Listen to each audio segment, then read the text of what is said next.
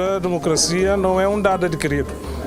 Estamos a ver o que é que se passa no mundo, ataques à democracia, a autocracia a avançar, o populismo, o extremismo.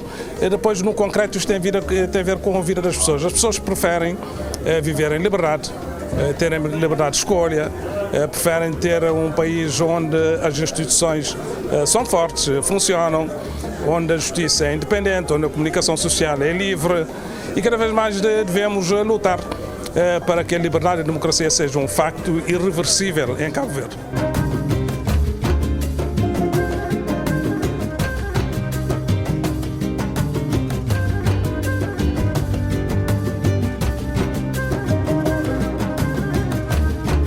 Nós temos a obrigação, a responsabilidade de aperfeiçoar, cuidar e aprimorar da nossa democracia.